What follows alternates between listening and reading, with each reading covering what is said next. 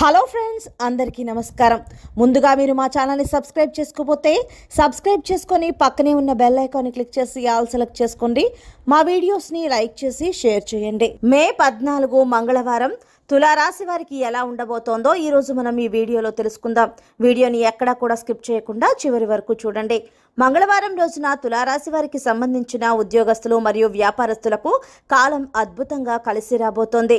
మీరే షాక్ అయ్యే విధంగా బ్రహ్మాండమైన శుభ ఫలితాలను పొందుతారు తులారాశి వారు. ఈరోజు ఇంకా స్పష్టంగా చెప్పాలంటే ఈరోజు యోగాలు బాగా కలిసి వస్తున్నాయి.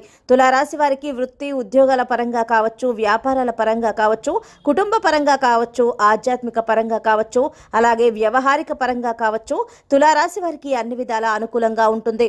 అందులోనూ తులారాశి వారిలో చిరు వ్యాపారస్తులకు ఇంకా బాగుంటుందని చెప్పుకోవచ్చు. అన్నింటా అనుకూలతలు పెరిగే విశేషమైన లాభాలను పొందగలుగుతారు. అమ్మకాలు లావాదేవీలు చక్కగా కలిసి వస్తాయి. తులారాశి వారికి ఈరోజు 3 పువ్వులు 6 కాయలు అన్నట్టుగా తులారాశి వారు ఈరోజు మీ వ్యాపారాలు అద్భుతంగా విస్తరిస్తాయి. ఈ సమయంలో తులారాశి వారికి కొత్త పరిచయాలు ఏర్పడి ఆ పరిచయాలు మంచి లాభం కూడా కలుగుతుంది. ప్రేమలో ఫలప్రదమయ్యే సూచనలు ఎక్కువగా ఉన్నాయి. అయితే తులారాశి వారు ఈ రోజున మీరు మీ యొక్క మాట తీరు విషయంలో చాలా జాగ్రత్తగా ఉండాల్సిన అవసరం ఉంది.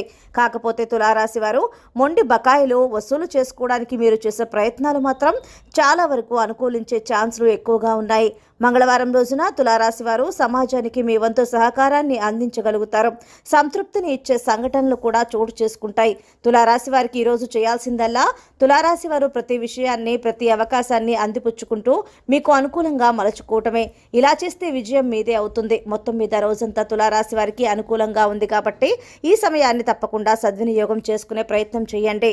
ఈ రోజున తులారాశి వారికి కొన్ని జాగ్రత్తలు కూడా ఉన్నాయి. ఎదుటి వారికి అప్పుగా డబ్బు ఇవ్వటం మాత్రం శ్రేయస్కరం కాదు అని చెప్పుకోవాలి.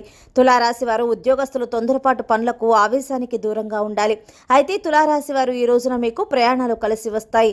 ఎదుటి వారి దగ్గర నుంచి మీకు ఉపయోగపడే కొన్ని కీలకమైన విషయాలను కూడా తెలుసుకుంటారు.